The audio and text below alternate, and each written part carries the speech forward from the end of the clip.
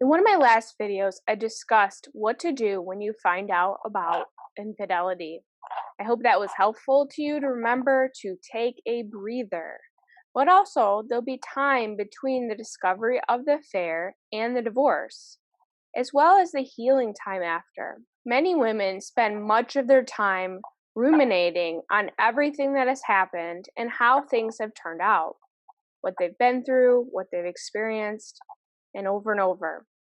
Well, this is very normal. Getting stuck here is not healthy. So we're going to discuss how to move past it. Hi, I'm Jen Grice, author of the book You Can Survive Divorce. I am a divorce mentor and empowerment coach, guiding women to surviving and thriving after divorce. You can find out more about this ministry, my coaching, and my book at jengrice.com. Also, you can sign up for my emails to get all the resources, tools, and encouragement that you need to get through this foreign territory called divorce. I also have a surviving divorce roadmap 3-day e-course, so be sure to check that out. I think people know how to ruminate, but we often don't know what we're doing or what that word even means. And at what point does it become unhealthy? To give you a little more information, so when a cow chews on its cud, we call that ruminating. A record player stuck on repeat is ruminating. When we think about the same thing over and over again, replayed in our head again and again without really processing anything or moving past it, that's ruminating. Things like, I can't believe he left me. I can't believe he's moved on with another woman. He's taken all of our money. He spent all of our money. I can't believe he did this or that and the other over and over again, out loud or in your mind. In the beginning, that's very normal to think about everything that's happening and going on and how you're going to get through it. But even then, you need to take some time to focus on yourself, on your kids if you have any, and what you're going to do and how you're going to survive this. That's why I talk about that a lot on my channel. You have to do things like find a lawyer, pay the bills that aren't getting paid, find a place to live, and all those things that help you survive during this time. But if you are many months and even years after your divorce, and you're still ruminating on what happened day and night, and you aren't doing much else, that's no longer normal or healthy. As hard as it is to hear, your ex-husband is certainly not thinking about you anymore, so why waste your energy on him? I get it. Maybe you focused your entire life around your husband and your children, family first, during the marriage. I get that. Now it's time to untangle your life from your ex-husband and be emotionally healthy for yourself. Be sure to check out my other recent video on trauma bonding as well. Another thought is that instead of focusing on our problems and our distress and what has happened before now to get us that place, it's time to find a solution. It's like a tornado came through your town and destroyed your home, but you can't just sit in the destruction forever. You have to start picking up the pieces and moving on with your life. So here are 3 things you can do to self-coach yourself when you feel like ruminating is out of hand or controlling your life. Number 1, limit your time focused on your ex. Stop praying for him, especially if that causes you to ruminate even more.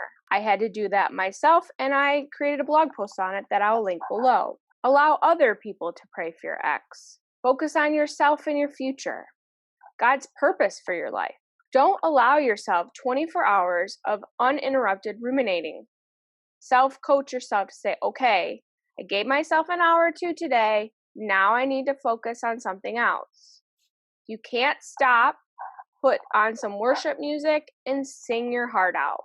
Number 2, do something that helps others. If you're the caretaker type and your focus has been your ex your entire life, now take some time to help somebody else or somebody else in need so that your focus is not on him and you're also getting the caregiving that you desire in your heart and the servanthood.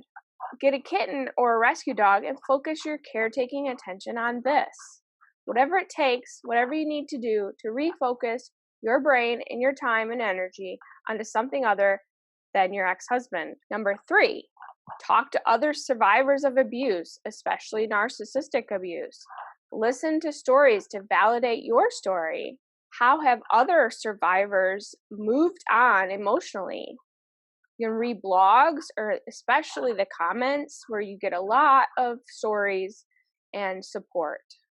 You could join a support group or an online course or program that specializes in this type of healing.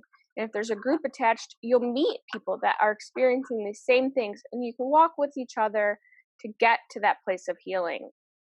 This time is about you and your healing, so make sure you make that a priority. And number 4, start to understand why you feel the way that you do rather than what you are feeling. When I self-coach myself and feel some old feelings come up, those tiny bubbles that you have to work through, I ask myself, why am I feeling this way? Why does the actions of somebody else bother me so much? And why do I feel triggered? Usually for me, it's because I'm feeling rejected in some way, because I was rejected so much in my marriage with infidelity and my childhood before that. And it's really about working through those feelings that make us feel rejected, that brings up those old wounds, and to realize that we're not rejected. We're not rejected by God, and that we can move through this and come to a healthy place. We just have to get to the root of the reason why we feel the way that we do. And I'll talk more about this in my program, Stronger Woman After Divorce. See a link with more information below. And we'll be starting in October 2019. So be sure to get all the information. And if there's something you want to join me in, make sure you sign up for my emails. If you're a divorced woman working through these very things, I hope you'll join us and work on your healing together. So I hope this was encouraging and empowering for you today. If you have any questions or would like to share your story, please do in the comments below. I am so glad to have you along on this journey to healing. Be sure to subscribe and keep watching my other videos. I hope to see you in the next video. God bless.